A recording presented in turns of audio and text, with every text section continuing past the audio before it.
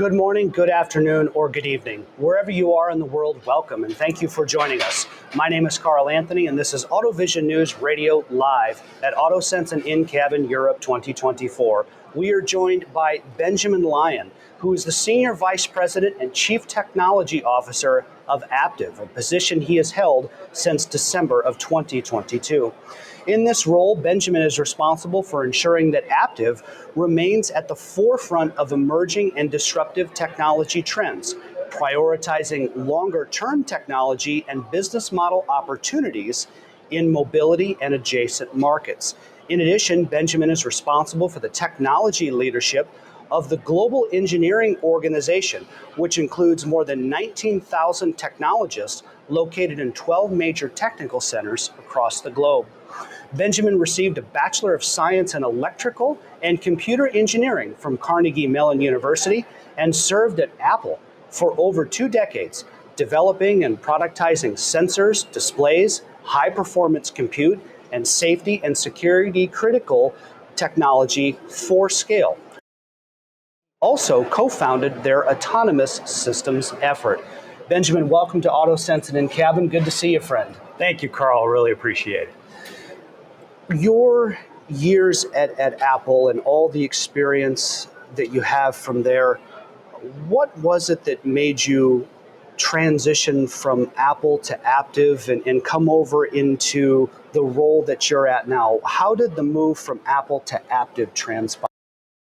Great question. I think the first piece is that I've always been really passionate about where liberal arts meets technology, where people interface with technology, and how you can use technology and technology products to really improve our lives as people and as a culture and as a global community. And that can be really hard in safety critical, mission critical systems. And so I spent, roughly between Apple and Astra, roughly a decade working on autonomous technologies and autonomous systems, both on the ground and off to space. Sure. And one of the things I discovered through that is that there's a deep need, especially in automotive, for the foundation. It's like trying to build a beautiful house without a great foundation. There's a need for that foundation in automotive, in particular, and across other safety critical, mission critical industries. And I thought Aptiv would be a great place, given Aptiv's goals and mission, to go do that work. With regard to Aptiv's goals and missions, Benjamin, when you log on to LinkedIn or anywhere today, or you attend an industry conference, you're hit with all kinds of terminology: software-defined cars, electrified, connectivity, cybersecurity, AI. And sometimes I think you can look at that and say it's hard to cut through the noise. How does Aptiv do it? How do you take all of those terms that are out there floating around in the automotive world? How do you cut through the noise and stay focused on your mission and goals as Aptiv? That's a great question, especially because Aptiv really is a multi-industrial and multi-industry global technology company, right? So really, I simplify it down to just 3 things. Safe, green, connected. Gotcha. That's 3 words, right? And I can say those 3 words and folks will get it. But what do you, those are really broad terms, right? So you get into that same word salad problem. So what does that really mean? Well, the first is that when you are developing technologies, hardware and software technologies for safety, it means that it has to work every time and all the time. So when we design hardware that goes to space or hardware that goes into cars, that is hardware that people are putting their families and their lives, dependence on. The software, the same story, regardless of whether that software is operating a 5G network or that software is inside a car operating its autonomous driving system, its ADAS system, or emergency braking system. It's got to be work. It's got to work. Safe is also cyber secure, right? Because everything's connected to the internet. That's the whole point of connectivity. That we're enabling products that used to never be connected to the internet. Now, with the advent of smart devices, people expect their software to be constantly kept up to date and that the products always improve. And then last is green. And that's not just the move to high to battery electric across and renewable energy across multiple different industries, but it's also hardware and software that makes energy efficiency a thing. Right. So we focus safe, green, connected across all of these mission and safety critical applications. Right, right. Based on your experience from Apple all the way to Aptiv now, and when we get into zero failure environments, these mission critical environments where safety is paramount, whether that's automotive, aerospace, you had mentioned, where does AI and machine learning fit into that conversation? How does that come to fruition? What's the role of AI with these mission critical safety systems? Yeah, well, AI is a tool. And one of the things that I think a lot of us have learned over the last decade and a half of this rapid growth and curve of maturing AI, and I think there's still a lot more to go. Sure. Is that it's really about the right tool for the right job. Gotcha. And so, for example, Aptiv ships in large volume advanced driving systems that range from purely regulatory and compliance type systems like autonomous emergency braking, right, all the way out to level 2++, autonomous driving. Yes. Into OEMs. We can use AI ML in key areas to make our sensing better, right, to make our software decision making better. But it's always designed with a set of constraints that guarantees that the system does the right thing at the right times. Right. I'll tell you one other piece, though, that I think folks don't talk about, which is lessons of AI and AI applications, is that if your tool chain isn't great, then actually the results aren't great. And so one of the areas that we invest deeply in is in our AI factory. Yes. And then also using tools like generative AI-enabled tools, software development tools and verification tools and cyber tools, right, to take what our coverage might have been with our best human ideas and expand that coverage out, that test coverage out, right, so our products are more secure and they're more reliable based off of AI. Right. We know Aptiv has a strong presence in automotive, but there's other industries that you're active in as well. Tell us about some of those other areas outside of automotive where Aptiv has a presence.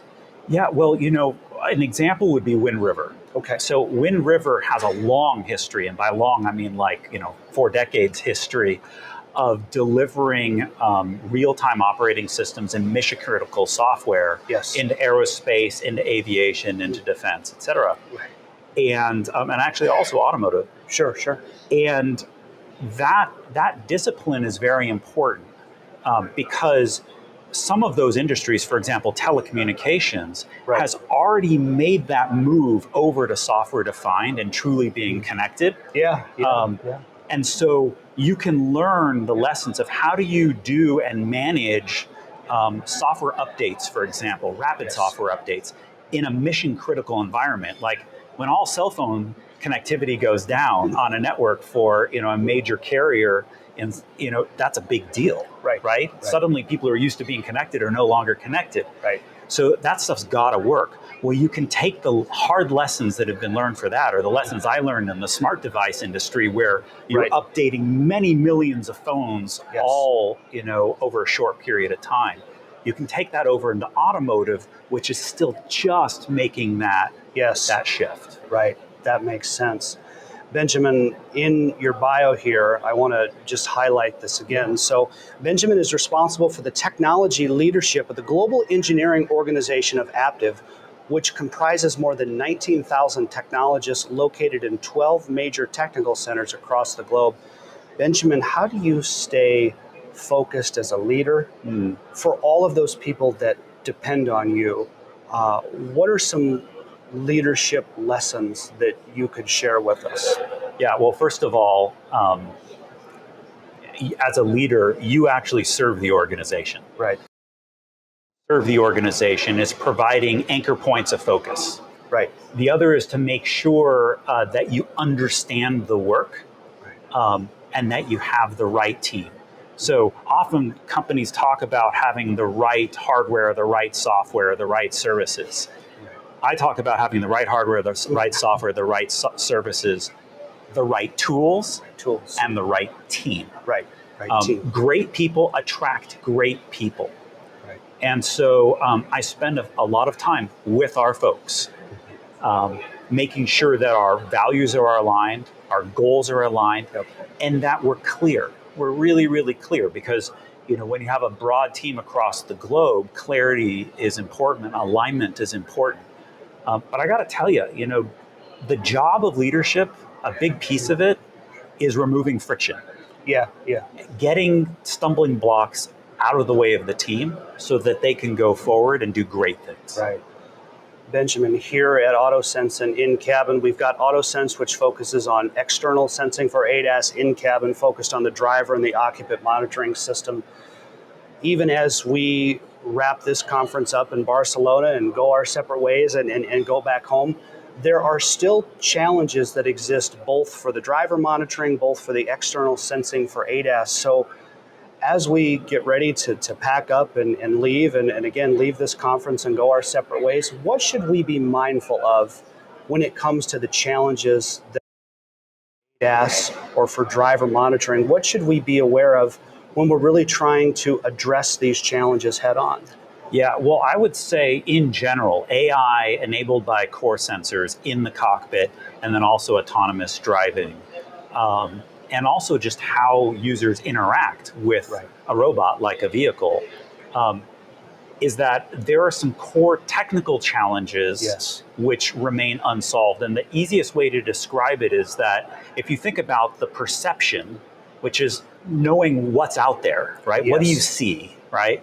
And then there's the predictions and planning and decision making. So how do you take what you perceive and make predictions about what's going to happen? And then how do you decide what to do next, how to be helpful? That problem, that deciding what to do next piece, is very different than playing like a game of chess. Right. When you play chess, you can see the whole chessboard. You can see all of the pieces. Right? Unfortunately, with AI and robotics, you're dealing with a world where you can't see all the pieces. With autonomy, you may have traffic that's coming occluded by a building you can't see, or a pedestrian that comes out from behind a car or a mailbox. You can't predict exactly what decisions other people will make out on the road. In the cabin, it's the same thing. You can't predict everything that's going to happen. And so as a result, you have to look at the low-hanging fruit and go, what value can we provide now? And how do we make that work really, really well? Because a parallel I see to some of this is things like speech dictation and natural language processing, where for many years it was like 90+% accurate, which was not good enough for people to actually be willing to use it, like an Alexa or a Cortana or a Siri, et cetera, It had to get that whole next level up.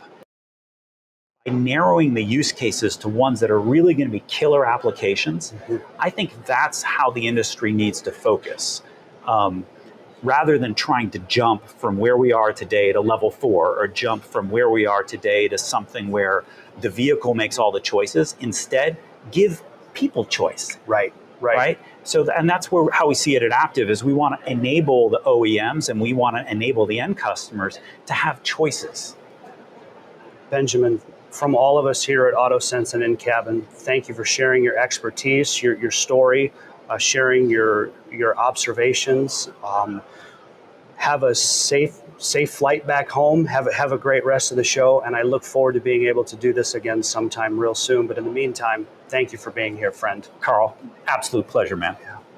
More to come from AutoSens and InCabin Europe 2024 from the Fiera Day side, Benjamin Lyon. I'm Carl Anthony, AutoVision News Radio.